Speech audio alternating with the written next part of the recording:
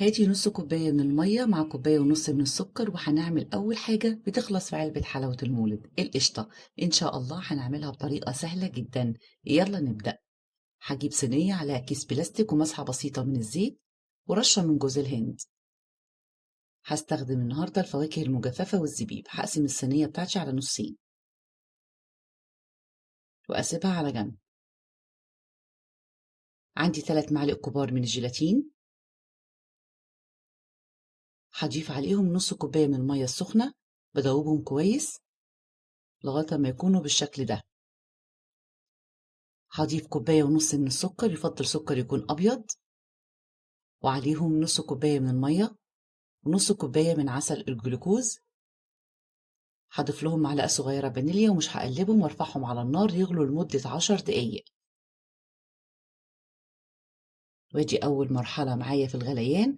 تاني مرحلة لونه كده بيبدأ يصفر، برفعه من على النار وأضيف عليه الجيلاتين وهخفقه لغاية أما لونه يفتح معايا. ودي المراحل بتاعته لغاية لما يطلع على المضرب يشبه غزل البنات بالشكل ده. كده معايا جاهز. باخده على طول بضيفه كده في الصينية عشان بينشف بسرعة، والسباتولا بتاعتي يكون مدهونة زيت عشان ينزل معاكي بكل سهولة. يعني لازم كل حاجة تكون جاهزة قبليها بالشكل ده. هوزعه بقى كويس. هديله بقى رشة من جوز الهند، وهنزل بقى بالفواكه المجففة والزبيب. اضغط بقى بايديكي، اضغطي بقى بايديكي كده عشان كله يتماسك مع بعض. وهديله في الاخر رشة كده من جوز الهند.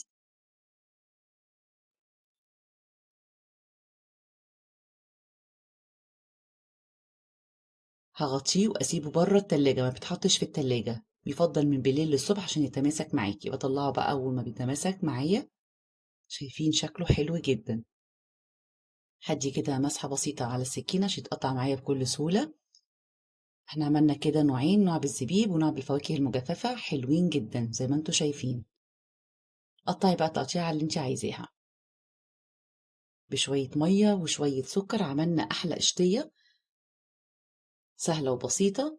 اللهم صل وسلم وبارك على سيدنا محمد وعلى آله وأصحابه أجمعين، وكل سنة وحضراتكم طيبين. طعمها حلو جدا.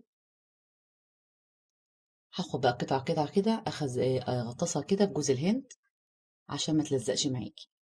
شايفين بقى؟ لو عايزين حجمها يكون أعلى شوية ضيفوها في صينية تكون صغيرة، بس أنا فضلت الحجم ده يكون كويس. وادي أشكالها حلوة جدا، سهلة وبسيطة. شايفين بقى المطة حلوة قوي. جربوها وبالهنا والشفا.